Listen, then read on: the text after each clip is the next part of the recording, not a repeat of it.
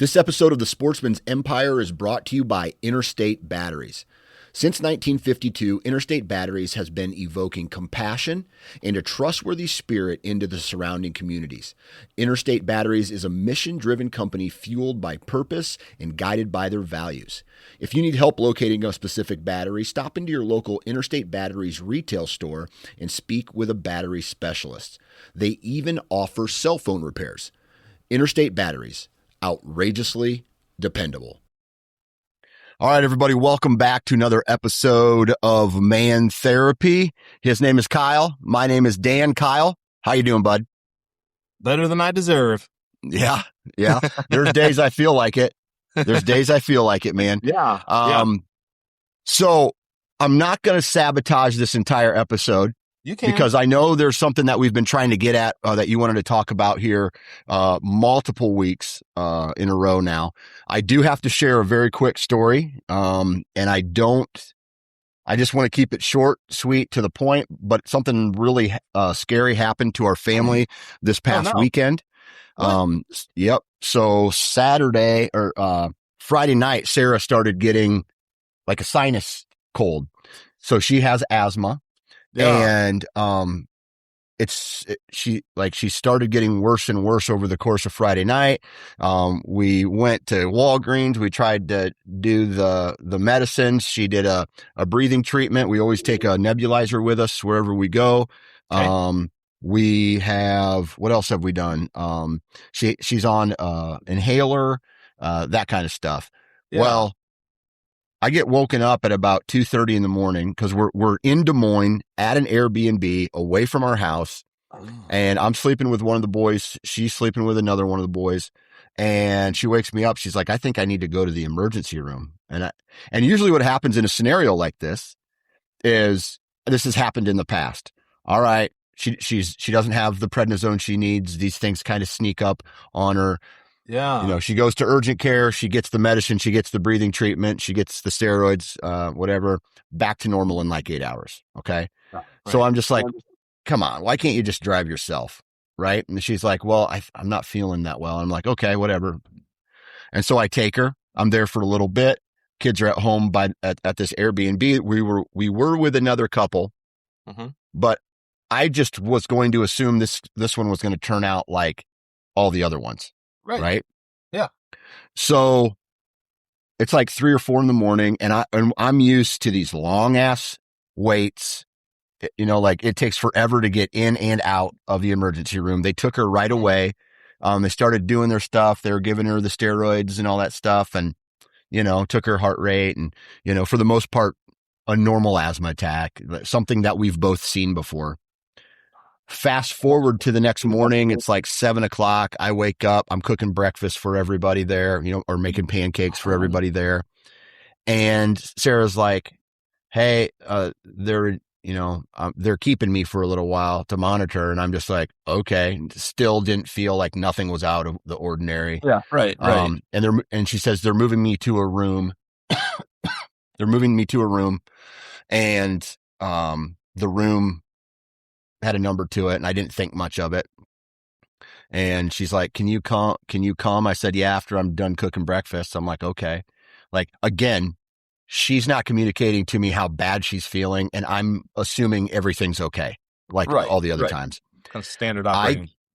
I get to the hospital that she's at.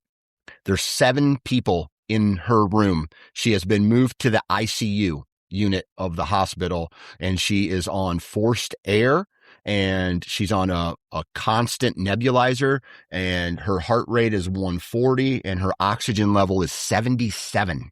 Oh, wow. In her blood. And so 90 is considered low. Oh, yeah. Real low. Right. Real low. And she was at a 77. And she was like, oh my God. Like, sounds like COVID. So this was crazy. The doctor could not hear her lungs active. Right. And so I go out into the hallway to talk to the doctor, and I'm like, somebody tell me what the fuck's going on. I dropped her in for an asthma attack. Now she's in the ICU of a hospital. She's hooked up to like all these machines. And the doctor's like, I said, and I'm just very blunt. I go, hey, listen, I am trying to get a stage of where we're at here. 0 being we're going to be out of here in 45 minutes. 10 being worst possible case scenario. Yeah. And she goes, she is at a 6 and rising. And I started like internally, I'm like, okay, holy shit. Like this is a shit moment. Yeah. And the doctor goes, we are moving her to another hospital because the likelihood of her having to go into a medical induced coma and put on a ventilator are very high right now. Out of like, boom, things changed like that. So I'm like, holy shit. Like what is going on? Like I'm taken way off guard at this point, right? Yeah, absolutely. Sarah looks horrible. She's struggling to breathe. The medicine that they give her increases her heart rate and like makes her shake. So she's doing all of that stuff.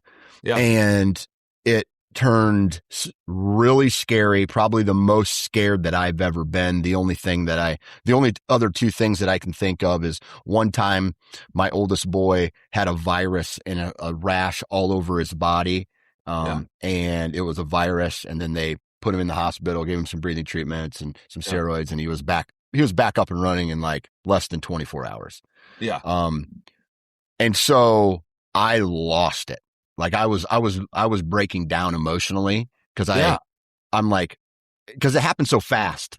Oh my gosh. So I had a lot of phone calls to make, and then I get into the parking lot. Dude, I don't care where people are, with religion and praying and things like that.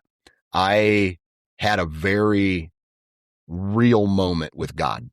Yeah. And dude, it has changed me forever. And maybe someday I'll elaborate on that. But I asked for his help, and I said, dude, I will do whatever you want me to do. I need your help right now. And my wife is really struggling. If you could help her, I would appreciate it. Like, and I called my pastor. I called Brody. Yeah, absolutely. And he prayed with me. Now here's the crazy part. I'm in the parking lot while I'm doing this, waiting for her to get checked into the hospital. And so I was like emotionally broken down at that point. And so I took one more real deep breath, and I looked in the sky, and I'm like, all right, fucking man check, dude. Like, it's time. Cause if I walk in there looking like that, she's going to get real worried. Right. You want to be rocked. So yeah. So I was just like, and I just almost yelled everything out of my body. I went blank, like time to handle business. Right. Yeah. So I went in there, and first off, I called Sarah's parents, and I was like, hey, listen, like we got some not so good news.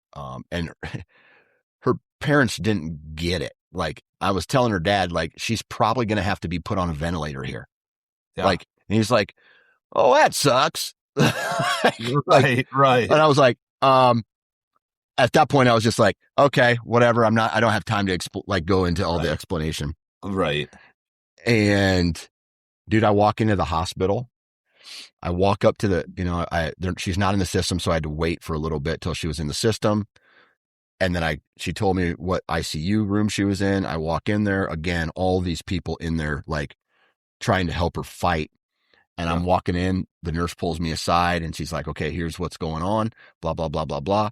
Long story short, at that moment, I walk in there, and the nurse goes, the doctor has evaluated her, and it looks like she's taken in the short period of time in the ambulance ride, she's taken a backward step, meaning she was on the edge of having to be put in a coma.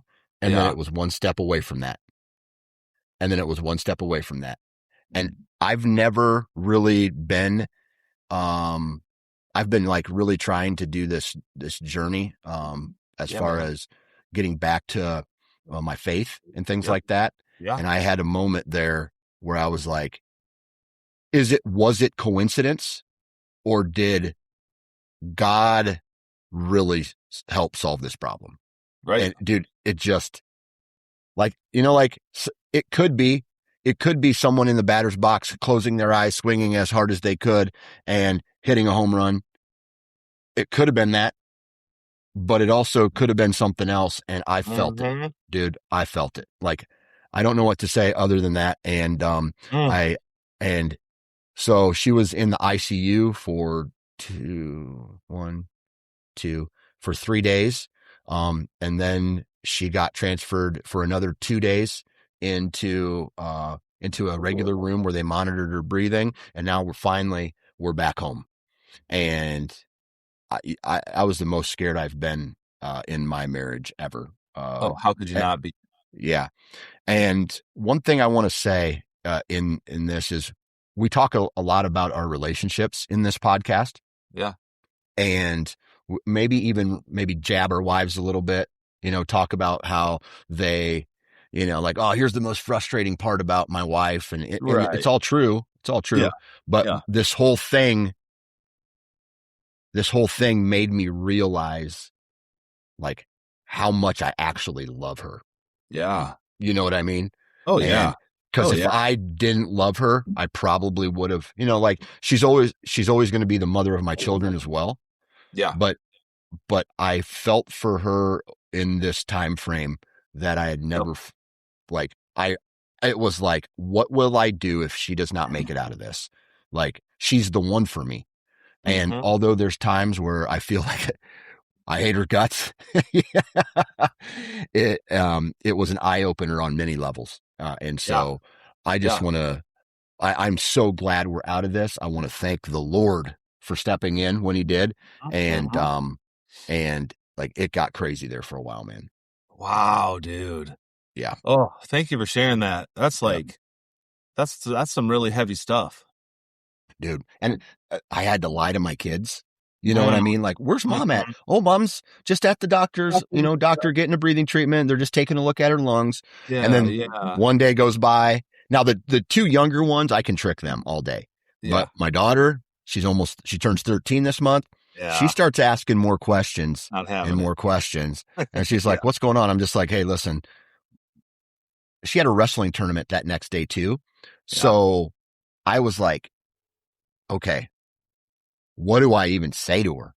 Yeah. Like, I just I went with the vague truth. Like, it's a little worse than what we thought, but she's with the doctors and she's getting better. Okay. And that was sufficient enough at the time for her. Yeah. And she still wanted to wrestle in that tournament. And she did. So wow. Crazy last 5 days, dude. So what blows was it? My mind. What was it? Okay. So, in COVID, you had like morbidly obese people and smokers and people with asthma who were just croaking off COVID. Yeah. Right. So this was the rhinovirus. And to guys like me and you, it'll probably be just like a sniffle, or maybe a slight cough, or maybe like some sinusy stuff. Nothing major. But to someone with asthma, it hits them like a sledgehammer. Yeah. And that was the key contributor to, that was like the light switch mixed with asthma. And it literally just took her air out of her lungs, man. Wow. Yeah. Wow. Yep. Oh my gosh. Well, my heart goes out to her. My heart goes out to you guys. I can't even imagine what you've been through in the past 5 days. Yeah. I mean, absolutely right. Like, that it's a wake up call. Like, isn't it funny how all the petty shit just gets swept to the side? And you're like, oh, okay, that's all superficial. Like, wow, I just got reminded how deep the ocean is. Exactly. And I've been here talking about the waves and the choppy and the wind and the stuff. Rocks, and now I'm like dealing with the depth of the ocean here.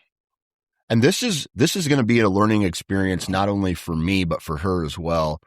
And I talked with Brody about this yesterday. So I do a weekly Bible study with him, and we talked about the panic button and where that's at, right? Like, dirty house. Oh, let's panic. Right. Like, right. What are we going to do about supper? Panic, like, what are we doing? And this is a perfect transition. What are we going to do for spring break? Like, panic, dude. That panic button has been moved. And I just can't get worked up over that shit anymore, because at the end of the day, it means nothing. Right. She almost died like saying that out loud changes it.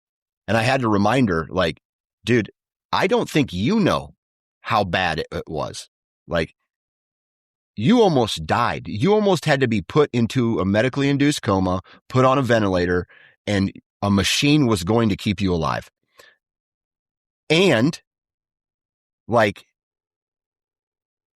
and you can't worry about dirty laundry or shoes being in the wrong place anymore. Like, the panic button has been moved. Yeah. And I think kind of moving forward, it's going to be my job to remind people of that in the house and take maybe a stronger stance in those things and be like, I'm not going to get sucked into these anymore. I just don't have the energy for it. And I know how scared and worried I actually was at this time. And whether or not our pillows match on the fucking couch does not concern me anymore. Right? You know, like, come on. Yeah. I know that used to bother you a lot, but yeah. We're always talking about those pillows. Yeah, the pillows. Yeah. But you get it, right? It's like, it's for sure. For sure. Your frame has completely changed. Your anchor point for stress has changed. That's different. And it's going to be different. I just can't, I can't do it. I watched someone that I love walk to the brink. And luckily for me, I was able to see her come back from it. And I was the only one there too. You know what I mean? Like the parents didn't get to see it, and maybe that's why they weren't as worried about it as I was, because I was watching her try to breathe but not get oxygen.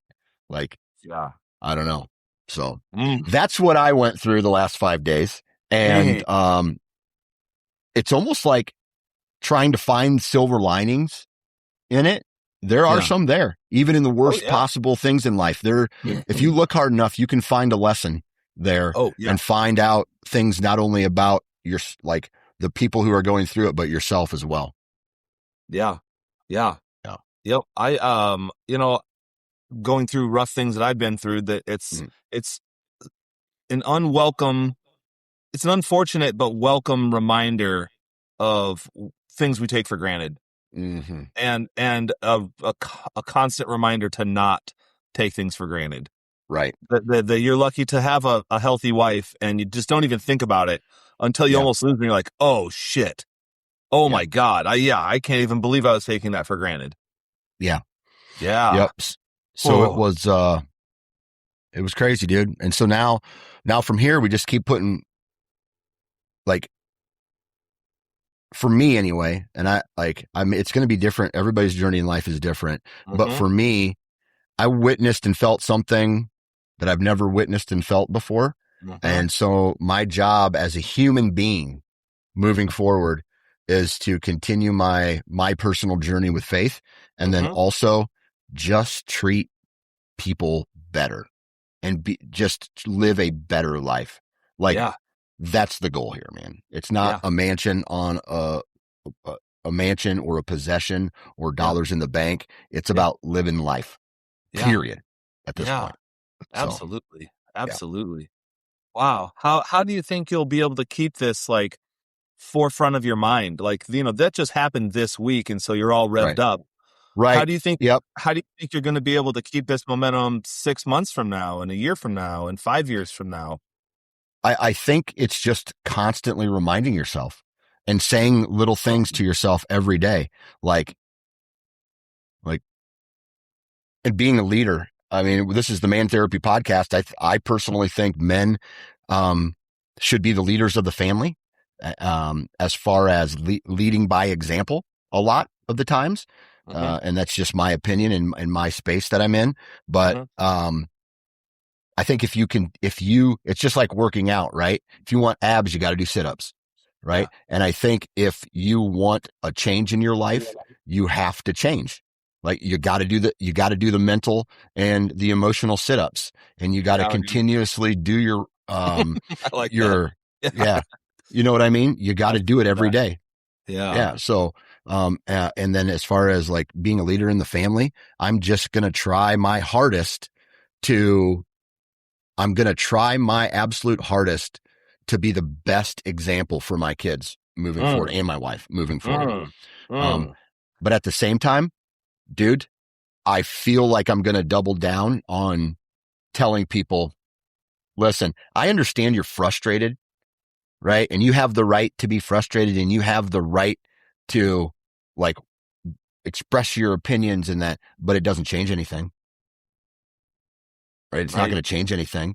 Your mindset will change things, right? Yeah. Getting mad at a thing or another person isn't going to change anything unless you take action along with it. So,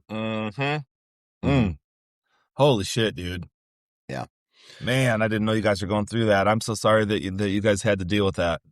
Yeah, man. I'm just glad I'm here talking to you right now. Oh, for sure. Like, and not absolutely planning a funeral. Holy shit. Saying oh my that, God. Yeah. This could have gone a million different ways. Oh, yeah. I'm glad you were able to shelter your kids from it too. And that's a difficult line to walk, I would guess, as a parent, to like shit's really going down and you're trying to be like, oh, yay, Airbnb and fun and wrestling tournament. Yeah. you're the filter Yep. for your kids so that they can just live life and they don't know what's really happening. Yep. Same thing kind of happened to my dad. So my stepmom, she passed away from cancer a handful of years ago. And, she went through a bout of it. It went away. They had some surgeries. It went away and she was crystal clear for a while. And then like a year and a half later, she goes back and it's quadrupled everywhere in her body. Okay. And so my dad's like, we went over to visit. He told us, and she looks normal, right? She looks a little thinner than last time, but still normal, right? And then 3 months later, he was just like, hey, I just want to let you know, we're still going to the doctor's appointments and we're doing this and she's in the hospital. And I'm like, oh, okay, yeah, she's just getting her treatments and it's good to go. And this is where I got frustrated, at my dad because he didn't tell us everything that was going on. So the next time I saw her 3 months later, when I brought the kids down to visit, she was a skeleton. Basically it was just a waiting game at that point on hospice. Right. And like, we didn't even know about that. And I'm just like, dude, like, why didn't you tell us this? He's like, I didn't want to worry you guys about it. And I can understand why he did that now, having gone through this myself. You know what I mean? So it's also kind of brought me to an understanding with my dad and some of the past decisions he's made too. You know what I mean? Because he was very quiet about it. He didn't want attention. He didn't feel like, don't bother with me or my wife. We got it handled. I don't need your gift baskets and your flowers. Right. That kind of shit. So, and now I kind of understand a little bit about a little bit closer of what he went through, except the actual losing part. You know what I mean? Isn't that something, dude? I've always been interested in the idea of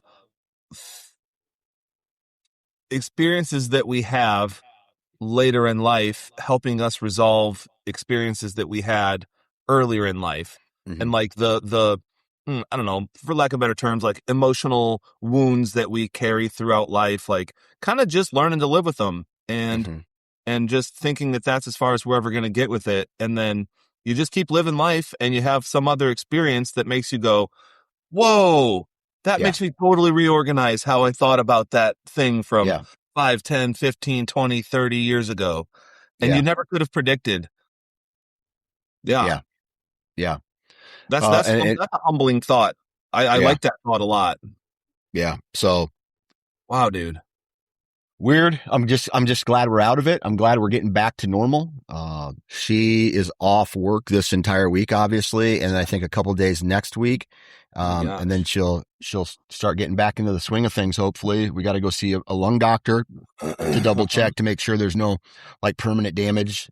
I'm sure some CT scans and X-rays are in her future, and some different medications that she wasn't on before, so.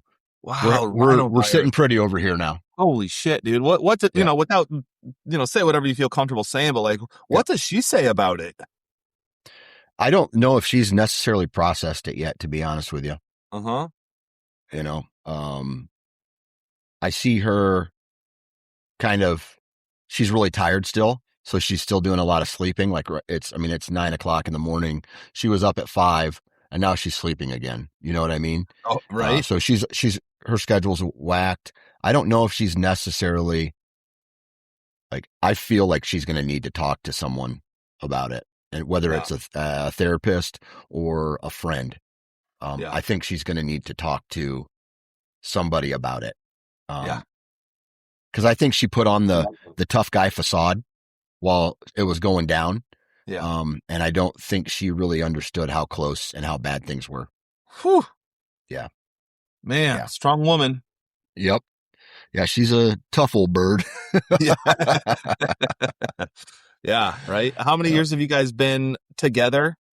Not just married, together? I think April marks our 13th year. So Wow. we started dating like, I don't even know, like in a September, and then we were married that following Yeah. April. Yeah. So like, I think we dated for 7 months and then I proposed to her. Yeah. So 13, 13 years of marriage, just under 14 years of being together.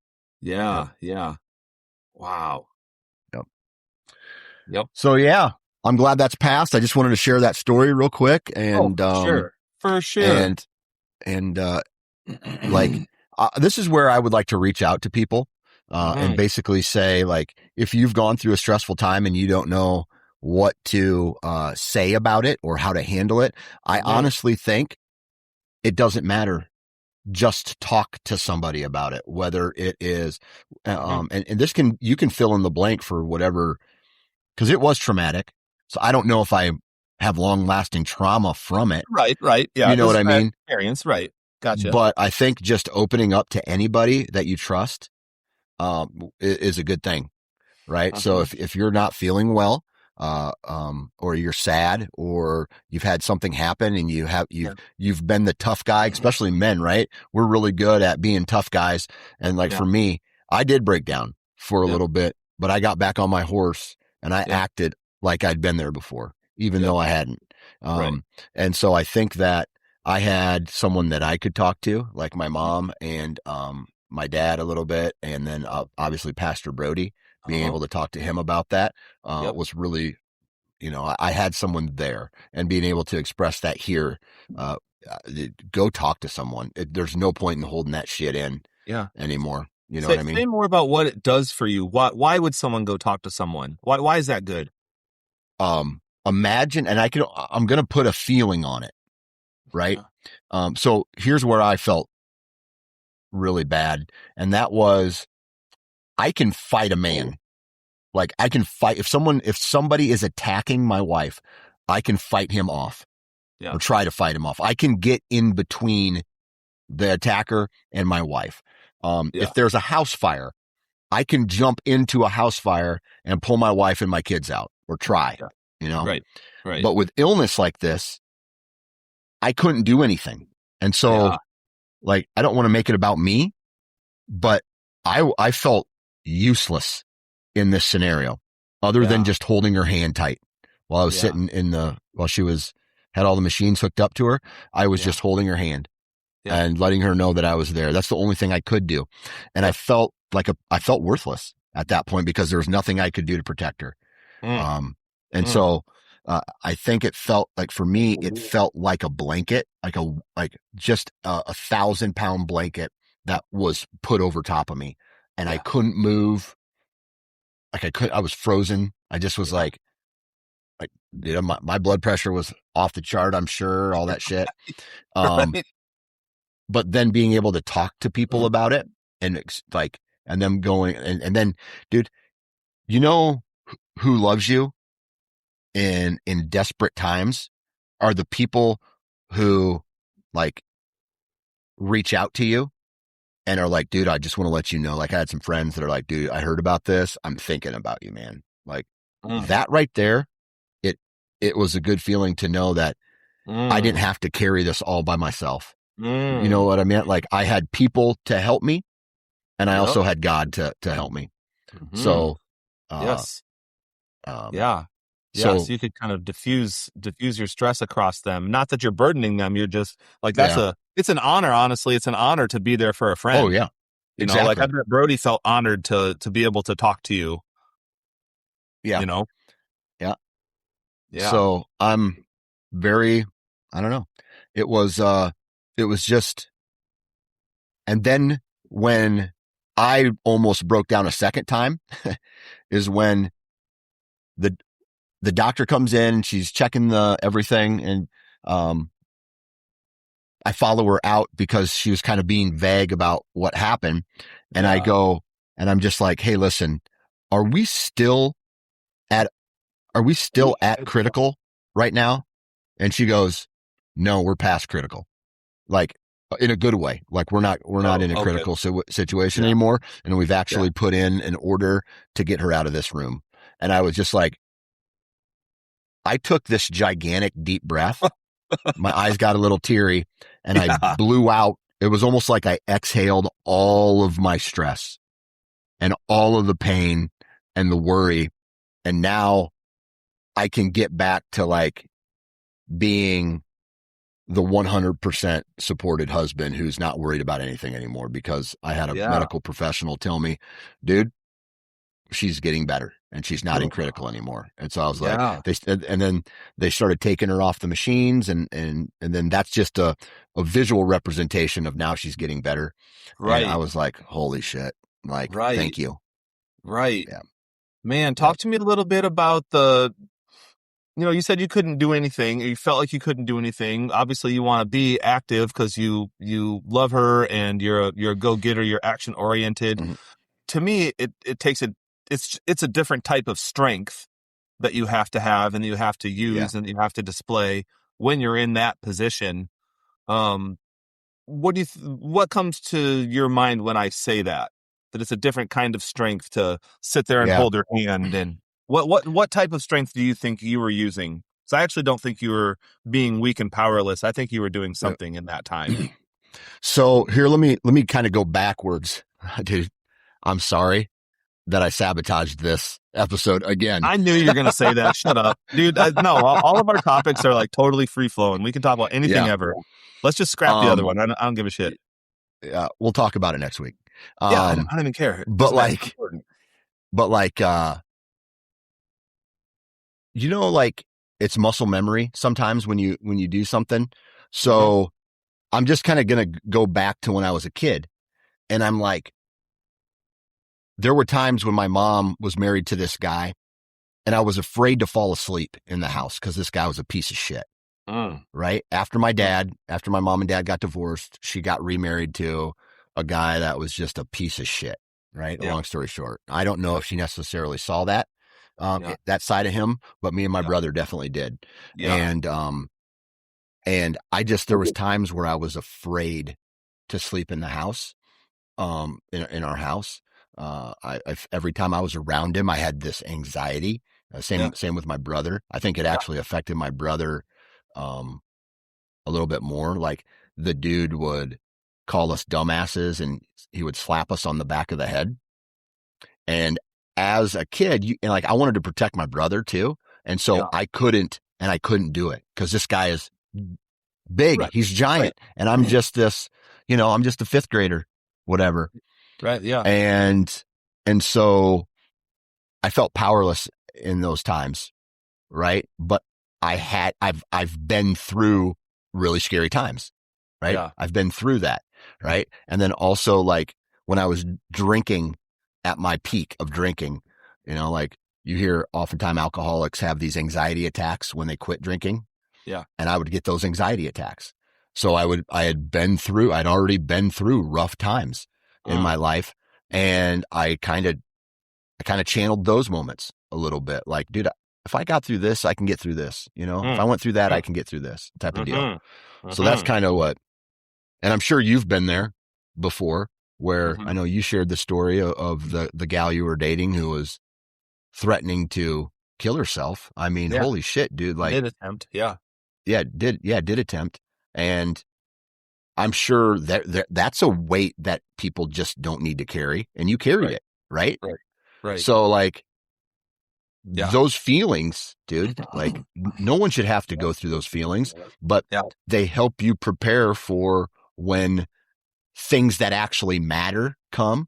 You know what I mean? Like, I'm not saying that didn't matter, but in the grand scheme of things, you're not with that girl anymore. And my mom's not married to that guy anymore. Yeah. So it doesn't matter anymore. But now we've gone through these things and it makes us stronger for the next hurdle that comes our way. I agree with that. It's also highlighting to me the idea of taking responsibility to make yourself as healthy as you can in every way. Mm-hmm. Like when you talk about, you've talked about your experience with your, was that your stepdad or your mom's boyfriend? Oh, stepdad.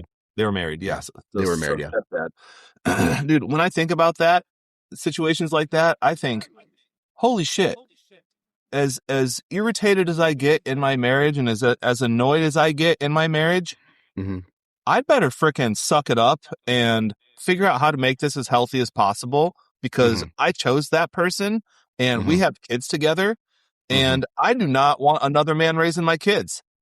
You know? Yeah. I don't want someone else treating her like shit and I don't want anyone else. I don't ever, when you said that that's how you felt as a kid, man, if I allow myself to like lose sight of all of the things that I love about myself or my wife and allow myself to like focus on the stuff that makes me mad and, that I get irritated about and all the little things that are so like, they grate on you over time to the point that it starts to feel like, oh man, why am I even doing this? This is ridiculous. Well, better have some perspective because what's worse than that? Your kids being afraid to sleep in their own home because you ended up getting with some piece of shit human.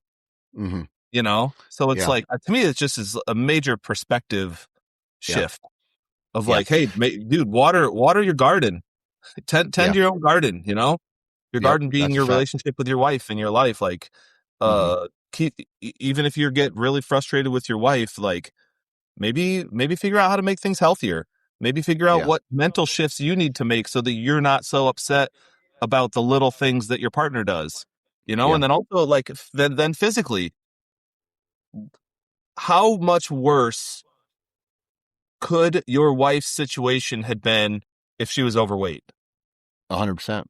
Yeah. But she isn't overweight. Dude, it made me think about my own health. This is what I'm saying.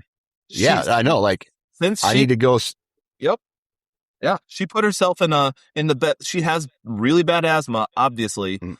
Yeah. She didn't need to have asthma plus obesity. So she took care of herself and does the best she can. To me, it really highlights take care of yourself in every way that you possibly can. It doesn't prevent bad things from happening to you, but it does mitigate how bad those things will be. So like, if you don't take care of yourself health-wise, when the health scare comes, it could be worse. If you don't take care of your marriage and your own emotions, then a fight could end up in a divorce. Yep. But you do take care of it, a fight could just be a fight. Yeah.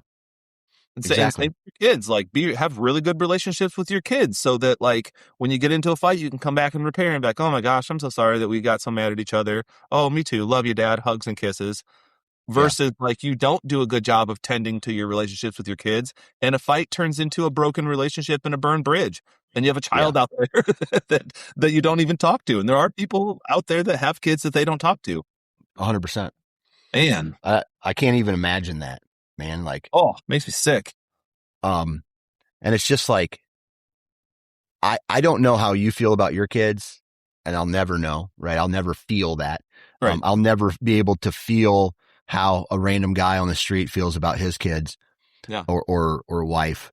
Yeah. But it's this experience has made it more powerful because I think I've realized how fragile this all is. Right. And just like, dude, you gotta, I hate to bring up a Bible verse, but like there's this don't hate this our podcast, dude. Yeah, I know. I know.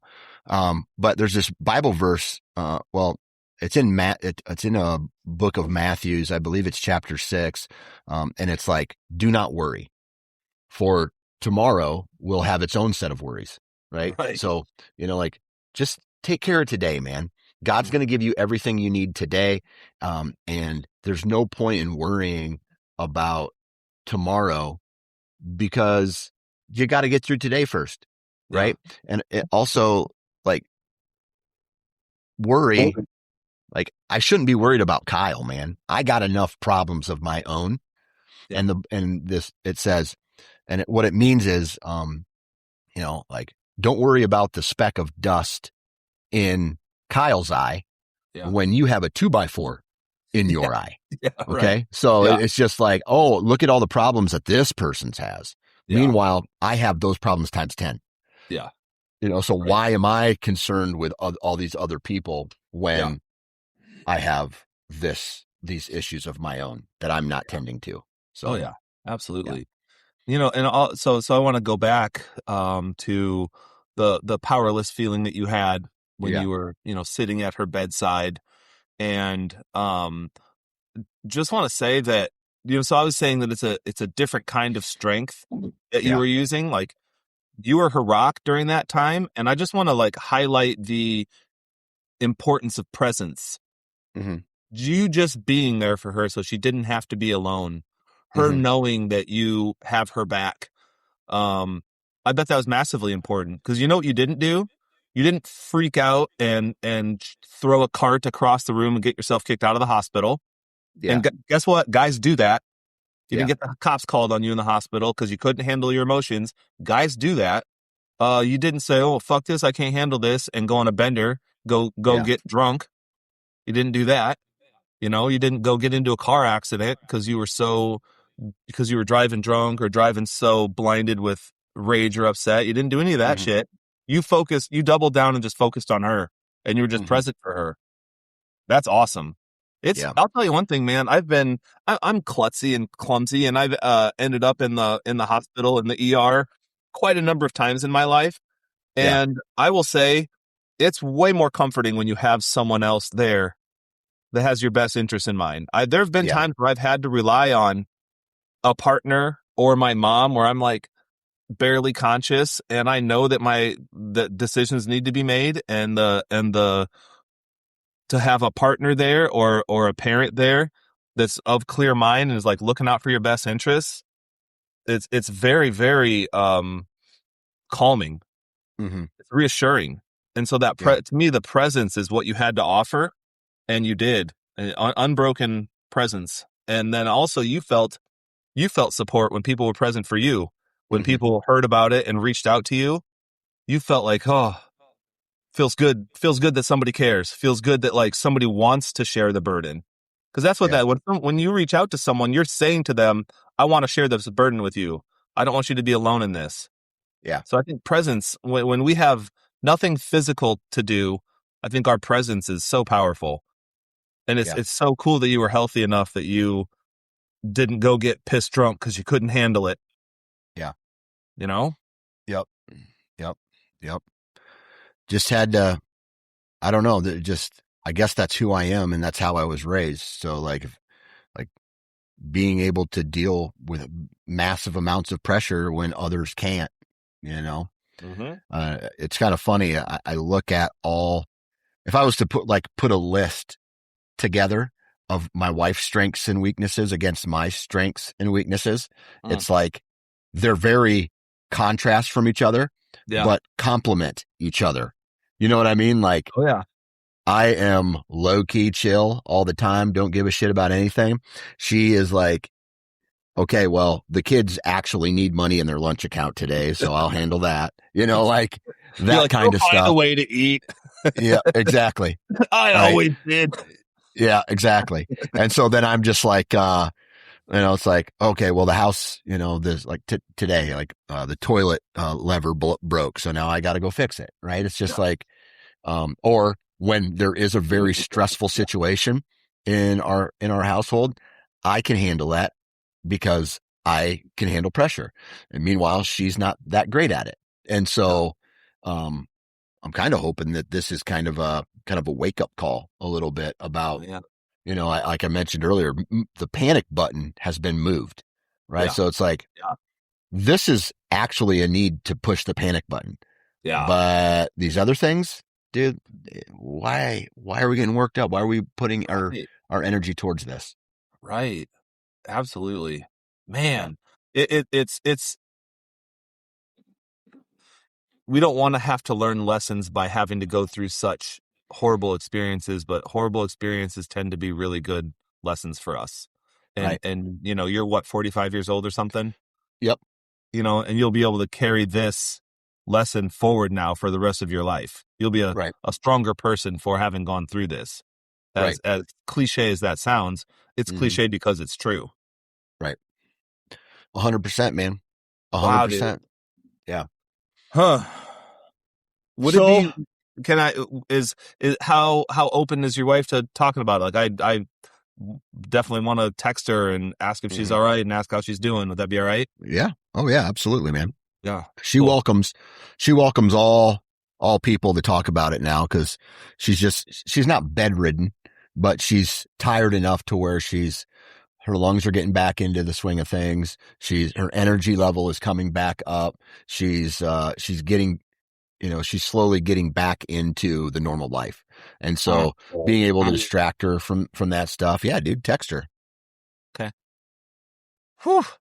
Yeah, I will. Wow. Yep. Yep. What a thing. Thank goodness for those medical professionals. Isn't Okay. that Oh, something how they can go ahead? I'm glad you brought that up. Okay. This is where it got a little weird for me. Okay. And in this world we live in, we are very divisive against one another, whether that's politicals or point of views or, this whole Minnesota thing is a great example, right? We got some people are like ICE, love them, love what they're doing. Thanks, Donald Trump. This is why we voted for you. Let's get them out. Right. And then you got other people who see a different version of that. And they're like, dude, you're tearing families apart. You're removing hardworking citizens and that those people didn't deserve to get shot, which I agree, like all these things. Right. And so, while my wife was getting worked on and the nurses come in and you have these conversations with them, it's like, okay, everybody wants to hate a certain group of people. And then that certain group of people hates, like, I'm just going to use the Democrat and Republican for this example now. Okay. I consider myself a conservative and voted in a conservative way in most elections. Right. Meanwhile, and I'm just assuming here, right? I'm assuming that if you wear a transgender flag or pride flag on your nursing outfit, that you vote a certain way. Okay. That's just right. A guess. Maybe I'm wrong. Okay. But I didn't give a shit about any of that when they were working on my wife. Right.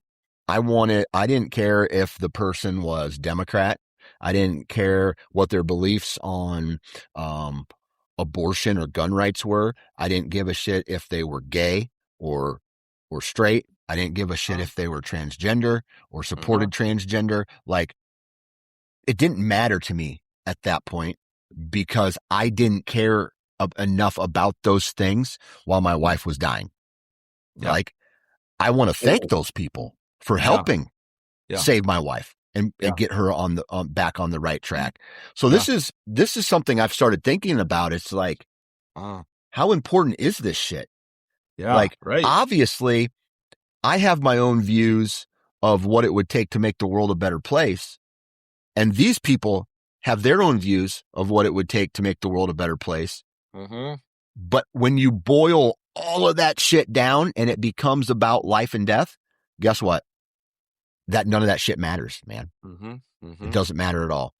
Right. And so I'm sitting here rethinking, not necessarily rethinking, because I still believe in a lot of what I believe in, but I'm just like, these people that oppose my point of view are just trying to live their life just like I'm trying to live my life. Like, we pay the same taxes, we pay the same grocery bills, the same gas, the same electrical bills. Like, all that shit is the same for us. It's just that you believe something different, and this kind of goes back to why don't we shed all that negative energy, just sit down in front of each other and just talk it out. Right. Yeah. You don't have to all of a sudden just agree with somebody. But I think what you find is that how much they care about gun rights or abortion rights or things like that compared to their family and how much it costs to actually live in this world is Yes. more than Yes. these little things that Yeah. Yeah. don't necessarily impact our life as much as we make them out to be. I don't know. Mm-hmm. I don't Yeah, know, no, man. I think you're really onto something. I think that I think people in power like to rile us up against each other Mm-hmm. and like to try to make gaps between us seem a lot bigger than they are when we really Yeah. are a lot more alike than we are unalike. And Yeah. I think the coming together and talking about it, I think that can be done on a micro level with your neighbors Yeah. in your town, in your community, anywhere you go. Like you can be that person. You don't have to carry the divisive language that's been implanted in us from a very young Mm-hmm. age. I think that's really cool. Yeah. Absolutely. So I'm just like, I don't know. I think that if the world had more empathy and you would learn how to walk a mile in someone else's shoes just for a moment, I Yeah. think and we stopped hating people for the way they look or the small beliefs that they have. Like, imagine this is what I like. Imagine me and you starting a war over whether or not you liked hot dogs cut up in your macaroni. You know what I mean? Like, Right. that seems to me about the same level as some of this shit we're fighting about. You Right. know what I mean? Like, oh, I'm pro hot dog. Well, you're pro hot dog. Well, I'm anti hot dog. You Right. know, like, Right. who Right. gives a fuck? You Yeah. know, like, who gives a shit? Yeah. Right? Yeah. That's it, man. Like, I Yeah. don't know. Care I about make people. yeah, care about people, man. And I think it's okay, right, to have your own points of view about Yeah, certain absolutely. things, but I don't think it's necessary to take them to the grave. You know, like, I will never do this. Well, yeah, you're probably right. You'll never do that because that's who you are and that's what you believe in, and that's Yeah. okay. Yeah. But I don't think you should hate people for the opposing view. Yeah. Maybe try to understand them. Yeah. Doesn't mean you have to change who you are. Maybe Right. just try to understand them a little bit, and that's Yeah. it. And Yeah. that's a two-way street, by the way. Right. That's for everybody. Yeah. Yeah. Yep. Yep. Absolutely. Let them live their lives. Mm-hmm. Yeah, absolutely. So, well, what about you, man? What's the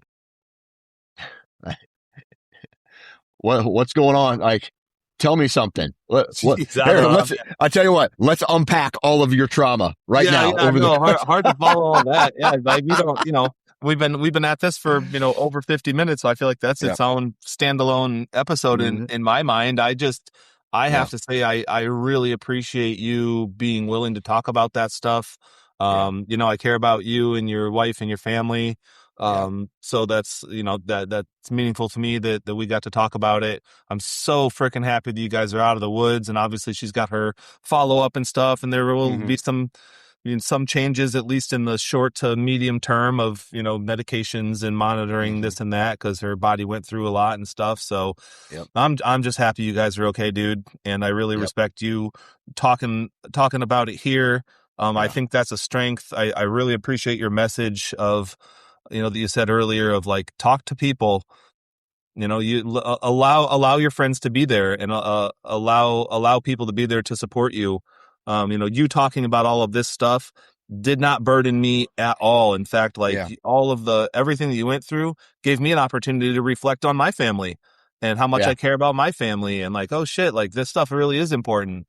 So I think keeping stuff to ourselves robs everyone else of any lessons that they could glean from an Yeah. experience. And so, Yeah. yeah, I really appreciate you being open enough to talk about it. Perfect.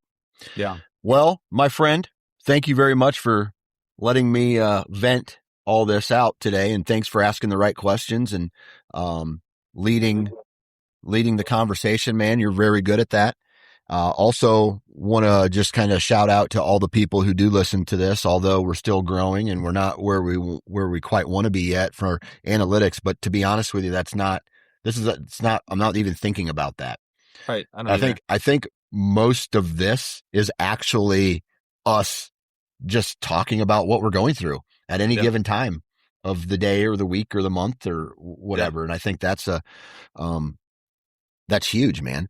Right. Outside of that, if you guys could just do us a huge favor and go to Spotify or Apple Podcasts or wherever you download the Man Therapy podcast, just give it a quick 5-star review. That would help us out. I'll let everybody know that this is something that you enjoy listening to. On top of that, if you could go to YouTube and search up the Man Therapy podcast, we post our video versions of this same podcast there. So if you want to go and subscribe to that, that would help us out tremendously. Outside of that, man, good vibes, everybody. Sleep tight. Don't let the bed bugs bite, as my grandpa would say. And I always enjoy your company, Kyle, and we'll talk to you next week, man. You bet.